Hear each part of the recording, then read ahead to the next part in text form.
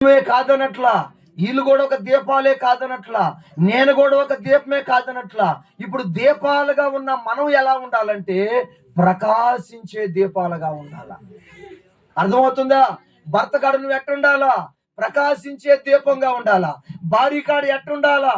ప్రకాశించే దీపముగా ఉండాలా. అర్థమవుతుంది పిల్లరా? సంఘంలో ఎలా ఉండాలా? ప్రకాశించే దీపంగా ఉండాలా. వ్యాపారంలో ఎలా ఉండాలా? ప్రకాశించే దీపముగా ఉండాలా. చదువులో ఎలా ఉండాలా?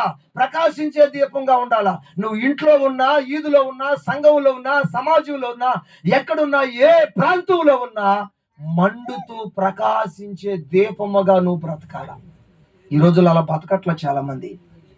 ఆరిపోతూ వెలుగుతూ, ఆరిపోతూ మా నిద్రబాబుకి తెలియ, ఆరిపోతూ వెలుగుతూ, ఇష్టం వచ్చినప్పుడు గుడికి, ఇష్టం వచ్చినప్పుడు లోకంలో. ఇలా ఉండకూడదు. అందుకని యేసయ్య కోరుకున్నాడు, నువ్వు మండాలా, నువ్వు ప్రకాశించాలా. ప్రకాశించే ఒక దీపమై నువ్వు ఉండాలా. ఇప్పుడు నేను చెప్పిన దీపం ఏం జరిగింది? కిరసనాయిలు పోసి కోతి దాంట్లో లైట్ వెలిగినప్పుడు ఒక్కసారిగా మండి ప్రకాశించింది. కొన్ని గంటల తర్వాత చూస్తే ప్రకాశించిన దీపం డౌన్ అయిపోతా వచ్చింది, తగ్గిపోతా వచ్చింది, లాస్ట్గా ఆరిపోయింది కూడా. ఇలా ఉండకూడదు మన ఆత్మీయతలో, ఇలా ఉండకూడదు మన భక్తి. మరలా చెప్తున్నా, ఎన్ని రోగాలు వచ్చినా మనం ప్రకాశించాలా, ఎన్ని అప్పులైనా మనం ప్రకాశించాలా, ఎన్ని శోధనలైనా మనం ప్రకాశించాలా, ఎన్ని సమస్యలైనా మనం ప్రకాశించాలా, ఎన్ని కష్టాలైనా మనం ప్రకాశించాలా.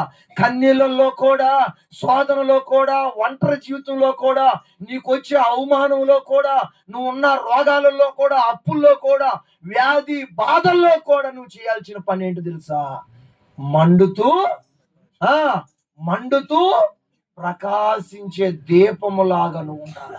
స్టార్టింగ్ లో చెప్పా, నువ్వు ఒక దీపం. స్టార్టింగ్ లో చెప్పా, నేను ఒక దీపం. స్టార్టింగ్ లో చెప్పా, మనమందరం దీపాలమే. దీపాలుగా ఉన్న మనం ఎలా ఉండాలంటే మండుతూ ప్రకాశించే దీపములుగా మనం ఉండాలి. స్తోత్రం చెప్పండి గట్టిగా.